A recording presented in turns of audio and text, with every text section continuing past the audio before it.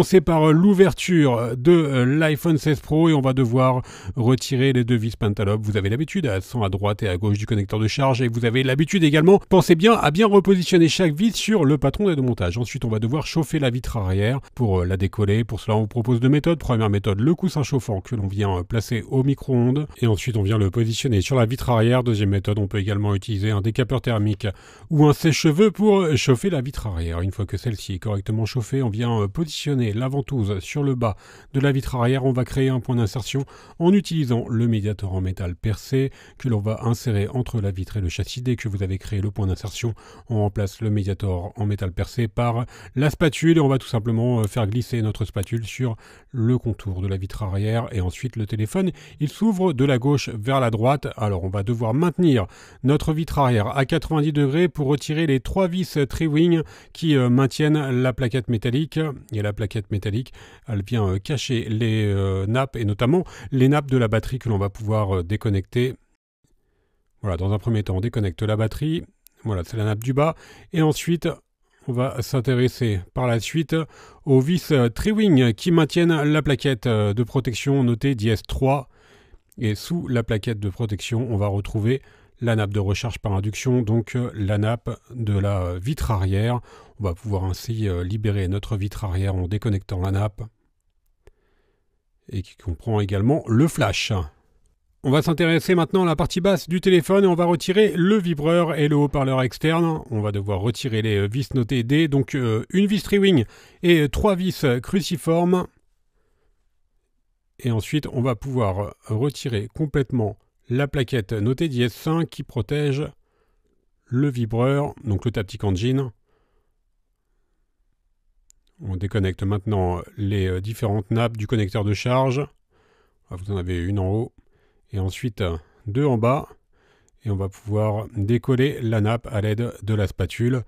Et sous la nappe, on va donc découvrir notre vibreur. Donc c'est le Taptic Engine, hein. C'est un vibreur amélioré et il est maintenu par une vis plate et une vis cruciforme qui sont notées E1 et E2. Une fois que l'on a retiré les deux vis, on va pouvoir extraire notre Taptic Engine.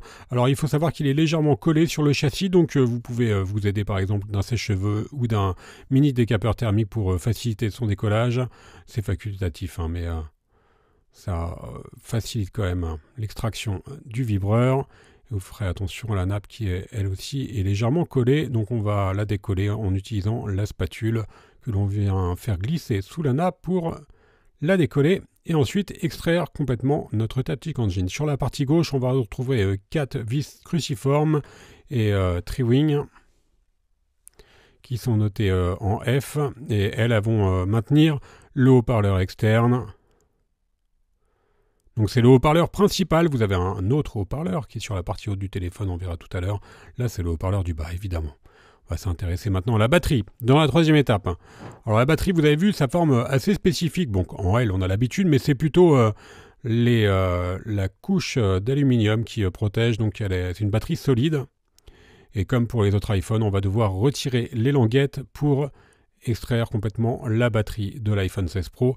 Donc on vient tirer le plus à l'horizontale possible pour extraire les languettes. Alors les languettes, elles peuvent se casser relativement facilement. Et si vous en extrayez déjà une sur les trois, vous allez voir, vous n'aurez pas de mal, pas de difficulté à extraire la batterie parce qu'elle est vraiment solide, hein. Elle est protégée par son enveloppe.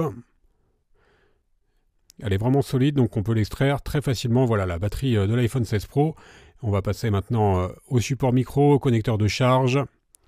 Et là, on retrouve donc ces éléments sur la partie basse du téléphone. On retire les trois vis en G, donc une Tri-Wing, une cruciforme et une vis plate. Alors faites attention car vous avez toujours beaucoup de vis pour retirer le connecteur de charge. Et les vis, elles ont toutes un rôle important car elles font contact pour le réseau. Donc c'est surtout très important de bien les repositionner ensuite sur le patron des deux montages. On retire les deux vis cruciformes notées en H qui sont à droite et à gauche de notre connecteur de charge. Alors vous retrouverez bien sûr sur Bricophone des tutoriels plus spécifiques pour remplacer par exemple le connecteur de charge ou alors les caméras, la batterie et l'écran. Voilà, c'est vraiment là un guide complet où on va démonter complètement l'iPhone 16 Pro pour avoir un aperçu de toutes les réparations possibles. Mais si vous voulez remplacer juste une pièce plus spécifique, je vous invite à vous rendre sur notre site. On va retirer maintenant les vis notées en I. Donc là, elles sont sur le côté du châssis et celles-ci, elles font contact pour le réseau. Donc c'est important de ne pas me les mélanger. Je vous rappelle que le châssis de l'iPhone, il fait office d'antenne. C'est pour ça que vous avez beaucoup d'éléments sur le châssis. Et on va pouvoir maintenant déconnecter et décoller la nappe réseau notée dièse 1. Et cette nappe, pour l'extraire, vous pouvez bien sûr vous aider du décapeur thermique ou d'un sèche-cheveux pour faciliter son décollement. Sur cette nappe, on va également retrouver un micro. Vous le voyez, il est complètement à droite. Et ce micro, il est utilisé en mode communication. Vous avez bien sûr plusieurs micros sur l'iPhone 16 Pro. Certains qui sont dédiés pour la vidéo, pour Siri et pour la communication. Celui-ci, c'est pour la communication. On va maintenant pouvoir passer la partie haute du téléphone. On va retirer les haut-parleurs internes. On retire les 6 vis cruciformes notées en J qui maintiennent le haut-parleur interne. Noté dièse 12, voilà le haut-parleur interne. Alors lui, il est utilisé en communication, mais en haut-parleur externe évidemment également, car l'iPhone 16 Pro il est stéréo. Maintenant on peut débrancher et retirer la nappe Face ID et la caméra avant. Et on vient déconnecter les 3 nappes de la caméra arrière, enfin des caméras arrière plutôt. Je vous rappelle que les caméras arrière sur l'iPhone 16 Pro elles vont venir en un seul bloc, donc c'est un bloc 3 caméras arrière qui est maintenu par 4 vis cruciformes. Donc on va retrouver, c'est le point fort de l'iPhone 16 Pro, les caméras, 2 caméras en 48 millions de pixels, un capteur 3D lidar et une caméra périscopique en 12 mégapixels. On va pouvoir maintenant s'intéresser à l'écran. Dans la 6e étape, avant de retirer l'écran, on va retirer la carte mère qui est maintenue par 4 vis plates. Alors la carte mère, c'est l'élément qui était le plus miniaturisé. C'est assez impressionnant par rapport aux toutes premières versions d'iPhone. Autant on n'a pas gagné de place pour les batteries, autant pour les cartes mères. C'est vraiment impressionnant. On vient déconnecter maintenant les différentes nappes qui maintiennent encore la carte mère. On va s'intéresser à l'écran. Alors ça va être exactement la même façon de procéder que pour la vitre arrière. On va devoir chauffer tout le contour de l'écran pour le décoller ensuite à l'aide de la ventouse et du médiator en métal percé. Je vous rappelle que si vous voulez changer votre écran sur votre iPhone 16 Pro, vous n'êtes pas obligé de démonter complètement le téléphone. Évidemment, vous retrouverez un tutoriel spécifique pour remplacer l'écran sur notre site. Et c'est une réparation qui est assez facile, le remplacement de l'écran sur le 16 Pro. Il s'ouvre donc exactement comme pour la vitre arrière et il n'est pas trop collé, donc on n'a pas trop de difficulté à le décoller en utilisant le levier qu'on vient faire glisser. Alors bien sûr, celui-ci est toujours connecté, donc on l'ouvre de la droite vers la gauche, on vient retrouver les nappes de connexion, donc la nappe de l'écran en elle-même qui est maintenue par une plaquette que l'on va pouvoir extraire. On va faire la même opération pour la plaquette du haut, c'est la plaquette des capteurs de proximité et luminosité. A noter que maintenant, quand vous remplacez votre écran, vous pouvez conserver le True Tone. Ça, c'est une nouveauté depuis iOS 18 et vous n'avez plus de problème non plus au niveau du réglage de la luminosité que vous conservez si vous remplacez votre écran. Il s'agit bien sûr d'un écran 120 Hz. Vous la trouverez en vente sur Bricophone également. On a retiré la carte mère et l'écran. On va retirer les derniers éléments qui nous restent encore sur le châssis et sur l'écran. On va commencer par l'écran. Je vous parlais des capteurs de proximité et luminosité. Ça, si vous voulez remplacer votre écran, vous êtes obligé de les retirer de l'écran d'origine pour pouvoir les remettre sur le nouvel écran. On va devoir chauffer par contre la nappe pour pouvoir extraire donc la nappe et les capteurs de proximité et luminosité. Je vous rappelle que si vous avez des questions sur la réparation, vous pouvez nous les poser soit en commentaire de la vidéo, ou alors on est également joignable par mail, par chat et par téléphone. Vous retrouverez toutes les informations sur notre site internet.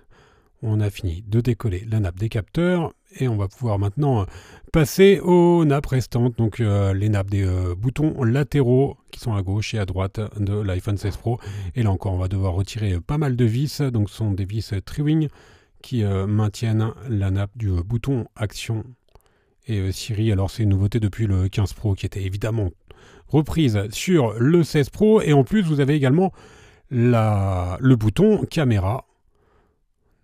Donc vous pouvez paramétrer également. Alors ça, autant vous dire, c'est une nappe que vous allez quasiment jamais remplacer. Mais on se doit de vous faire un tutoriel complet, donc on vous montre. Quoique, mais jamais, peut-être pas, parce que sur la nappe, vous allez voir par la suite, vous allez avoir un micro. Et c'est un micro qui est utilisé lors des prises de son en mode selfie, donc par exemple en mode FaceTime. Le micro, vous allez le voir, il est juste derrière. Je vous rappelle que vous avez 3 micros. Donc celui-ci, c'est le micro qui est utilisé, donc c'est le micro avant qui est utilisé quand vous allez mettre des appels en FaceTime par exemple. Vous avez également un micro qui était sur la vitre arrière qui lui est utilisé en mode vidéo classique. Et le micro principal, on l'avait vu tout à l'heure, il est situé tout en bas. On va continuer à retirer nos vis qui sont sur le côté. Alors là, vous avez des languettes de protection qui viennent protéger la batterie et également les vis. On retire les vis cruciformes qui maintiennent la plaquette Dièse 24.